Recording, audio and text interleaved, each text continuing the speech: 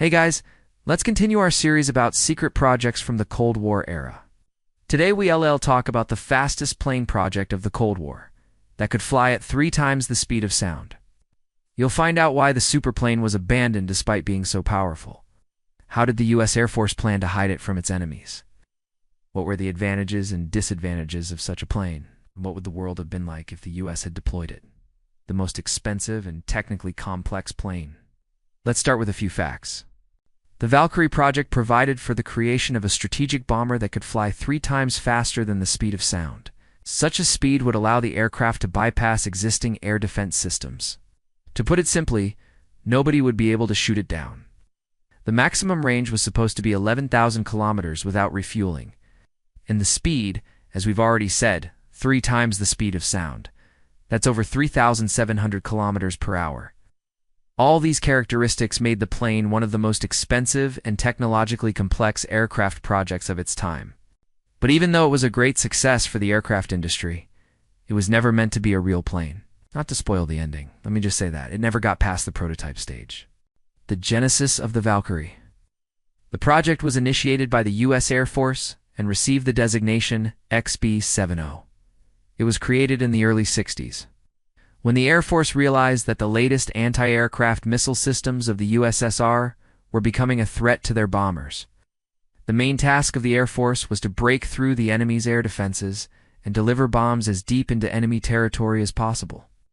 The Americans believed that the key to solving this problem was to create an aircraft that could fly at a speed of at least 3 times the speed of sound at an altitude of more than 25 kilometers. So the Americans set themselves an almost impossible task: to create an aircraft that would be absolutely invincible in the foreseeable future. At the end of 1956, the Air Force organized competitions among several aircraft manufacturers. As a result, the contract went to North American Aviation. This company came up with the most interesting and unusual project.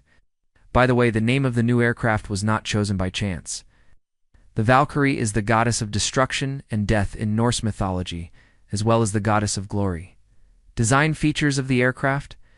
The designer's solution was not only unique, but also incredibly daring. They offered to create an airplane with a variable sweep wing. When taking off and landing, the wing would be set at an angle of 70 degrees. During the flight at subsonic speeds, the angle was 45 degrees. And during the flight at supersonic speeds, the wing would be lowered to 65 degrees. Due to this design, the aircraft was able to achieve the necessary speed and lift. Another important feature was the use of a new material, titanium. The first time this metal was used in aircraft construction. Previously, aluminum was used to make planes, but at a speed of more than 3 times the speed of sound, it loses its strength. The aircraft's engine was another groundbreaking innovation. The XB-70 was equipped with 6 engines. At that time, it was unheard of. But such a decision was justified. 3 of the engines were placed at the root of each wing, and 3 more in the middle part of the fuselage. And even if one engine failed, the plane could stay in the air. After designing the plane, the engineers proceeded to testing. The first flight took place in 1964 and was a huge success. The plane was able to accelerate to Mach 3.02 and reach an altitude of more than 22 kilometers. No other aircraft had ever done that before. Why was the plane never adopted? Despite its spectacular performance, the plane was never adopted by the Air Force. Why? There were several reasons.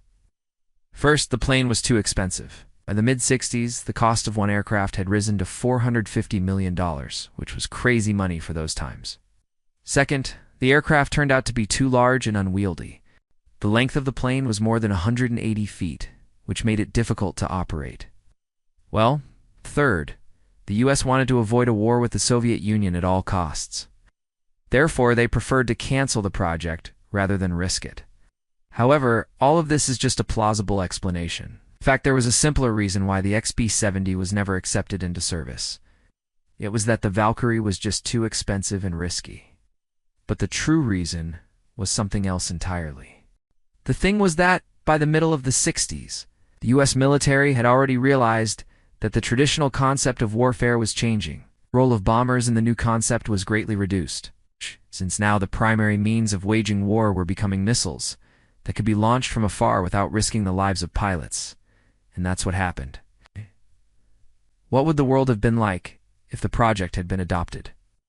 What if the Valkyrie hadn't been cancelled and had gone into serial production? Of course, the main thing would have been that the US would have had the most powerful weapon of deterrence against the Soviets, but that's not all. The Valkyrie would have been the first supersonic strategic bomber in the world.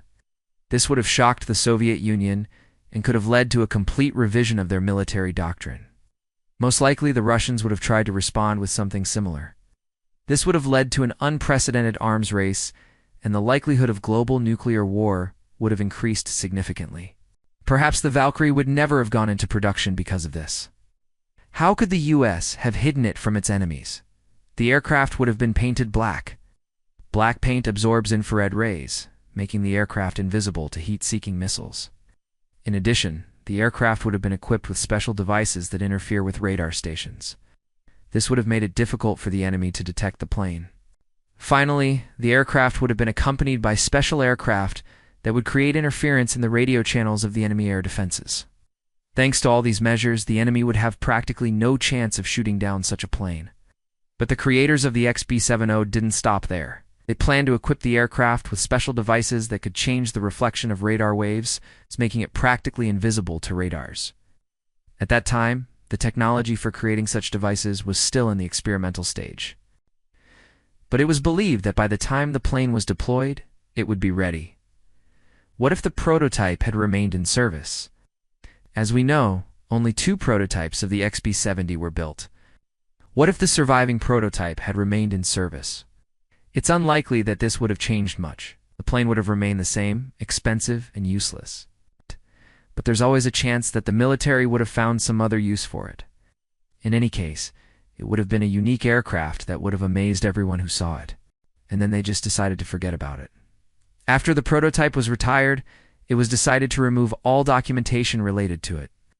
All drawings, calculations, and other materials were transferred to a special archive, where they were supposed to be stored until the need arose. But that need never arose and the project was forgotten. There's also another version according to which the project was classified and transferred to a special division of the Air Force, where work on it continues to this day. However, there's no evidence to support this version. The only thing that remains of the XB-70 is one of the prototypes. That S on display at the National Museum of the United States Air Force in Dayton, Ohio. The plane is in excellent condition and looks like it's just rolled out of the factory. Every year, thousands of people come to see it. And when you see this plane, you realize that it's not just a pile of metal. It's a whole era of aviation. It's a time when engineers dared to dream big and when the boundaries of what was possible seemed to be blurred. The XB-70 Valkyrie may have never been put into service, but its legacy lives on in the hearts of all who love aviation. So that's the story of the fastest plane project of the Cold War. What do you think? Could the Valkyrie have changed the outcome of the war? Leave a comment below. And don't forget to like and subscribe. See you soon. Bye.